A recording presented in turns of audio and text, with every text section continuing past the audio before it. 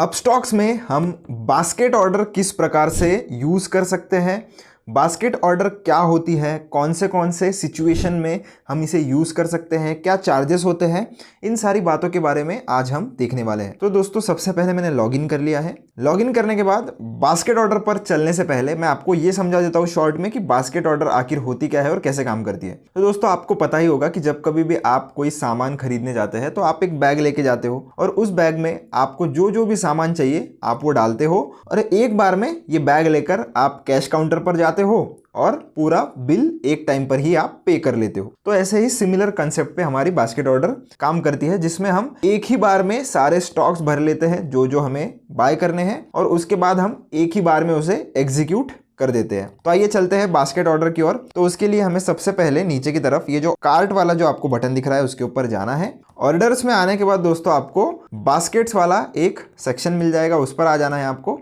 आप देख सकते हो मैंने कुछ बास्केट्स ऑलरेडी बना कर रखी है। आपको अगर नई बास्केट बनानी है तो ये ऐड का बटन आपको मिल जाता है, तो वो आप ओपन कर लीजिए। ओपन करने के बाद नाम पूछ रहा है ये, तो नाम आप आपकी जो मर्जी आप दे सकते हो। जैसे मैं अगर इक्विटी देना चाहूँ एग्जाम्पल के लिए, आप जो चाहो दे सकते हो। उसके बाद हम ये क्रिएट बास्केट पर क्लिक करेंगे। अब आप देख सकते हो कि हमारी बास्केट रेडी हो चुकी है और यहाँ पर लिखा हुआ है 20 ऑर्डर्स, यानी कि आप मैक्स टू मैक्स इसमें 20 ऑर्डर्स तक लगा सकते हो। तो अब हम ऐड स्क्रिप्ट्स पर क्लिक करेंगे। तो ऐसा जरूरी नहीं है आपको सिर्फ स्टॉक्स ही ऐड करने हैं, आपको जो चाहिए वो आप ऐड कर सकते हो। किसी को फ्यूचर एंड ऑप्शंस में ट्रेड करना होता है, उसके लिए बास्केट चाहिए होती है, हेजिंग करने के लिए, बड़ी क्वांटिटी लगाने के लिए, कोई स्ट्रेटेजी एग्जीक्यूट करने के लिए, उसके लिए भी आप बास्केट ऑर्डर का यूज कर सकते हो। मैं अभी आपको फिलहाल इक्विटी में कैसे करना है वो बताता हूँ, उसके बाद हम देखेंगे कि फ्यूचर एंड ऑप्शंस में भी हम कैसे यूज कर सकते हैं। सबसे पहले हम कोई 2-3 स्टॉक्स ऐड कर लेते हैं। तो निफ्टी 50 के कोई भी स्टॉक्स हम ऐड कर लेंगे एग्जाम्पल के लिए। जैसे हिंदुस्तान यूनिलीवर को अगर मैं ऐड करना चाहूँ तो मैंने सर्च किया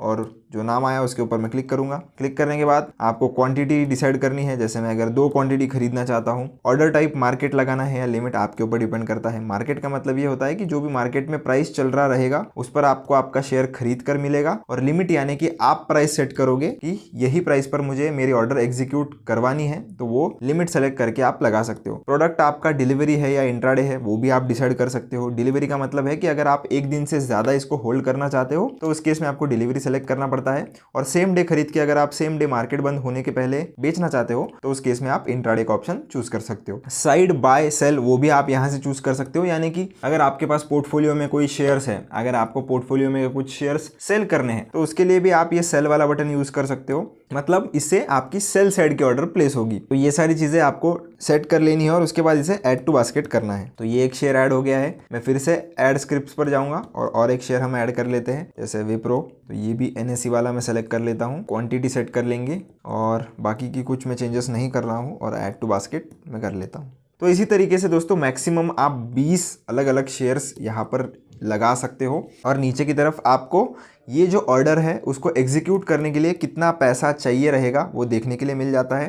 पर अगर आप मार्केट पर ऑर्डर लगा रहे हो तो आपको ये ध्यान रखना पड़ेगा कि जिस भी दिन आप ऑर्डर लगाओगे, आपका ऑर्डर जिस भी दिन ट्रिगर या एग्जीक्यूट होगा उस टाइम आपके अकाउंट में उतना सफिशिएंट बैलेंस हो, तभी ऑर्डर एग्जीक्यूट होगा, वरना सिर्फ ट्रिगर होगा और ये एग्जीक्यूट नहीं होगा। तो इसलिए सफिशिएंट मार्जिन आपको आपके इसमें मेंटेन करना होगा। तो अभी मैं इसे क्लोज कर देता हूँ और ऑप्शंस में कैसे यूज करते हैं वो देख लेते हैं इसे। तो आप देख सकते हो मैंने ये फ्यूचर एंड ऑप्शंस की ऑलरेडी एक बास्केट बना कर रखी है। तो इसके ऊपर चलते हैं और ऐड स्क्रिप्ट्स में आ जाते हैं। अब मैं फिलहाल इधर FNO वाला जो सेगमेंट है उसे सेलेक्ट करके रखता हूँ ताकि मेरे सामने सिर्फ FNO की स्क्रिप्ट्स आए।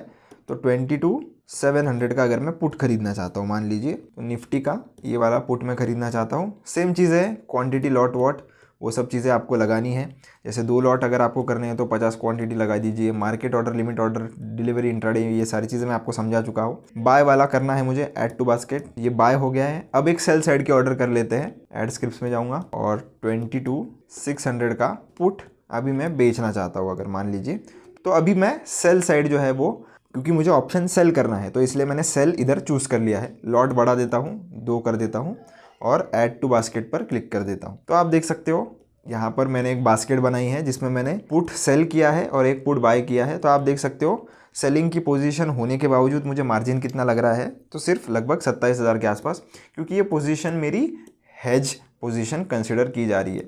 तो हेजिंग करने के बाद आपका ये जो मार्जिन है, फाइनल मार्जिन, वो बहुत ही कम हो जाता है। तो इसके लिए भी आप यूज़ कर सकते हो, या अलग अलग स्ट्रेटजीज बनानी है जिसमें आपको 4-6 ऑर्डर लगानी पड़ती है, तो उसके लिए भी बास्केट ऑर्डर बहुत ही बेस्ट ऑप्शन माना जाता है। अब जब आप एग्जीक्यूट करते हो किसी भी बास्केट को ऑप्शंस में, तो आपको ध्यान रखना है कि जब आप ऑर्डर या बास्केट लगाते हो तो उसमें आपको बाय वाली जो ऑर्डर्स है वो पहले आप रखें और जो सेल वाली ऑर्डर्स है वो बाद में रखें, ताकि आपका ये जो मार्जिन वाला बेनिफिट है वो आपको मिले। अगर आप चाहो तो कोई सिंबल को डिलीट करना चाहते हो तो एडिट में जाके आप इसे रिमूव भी कर सकते हो। जैसे मैं अगर ये बाय वाली पोजीशन हटाना चाहता हूँ तो इसको मैं सेलेक्ट करूँगा और ऊपर डिलीट का ऑप्शन है, ये दबाते ही ये डिलीट हो जाती है। और आपको फिर सेव पर क्लिक करना है तो ये सेव हो जाएगा। फ़िलहाल के लिए मैं इसे बंद कर देता हूँ। तो ये है मेरी अगर पोजीशन वाली बास्केट है, तो इसे एग्जिट करने के लिए हमें क्या करना है, एक और बास्केट हम बनाएंगे क्लोन।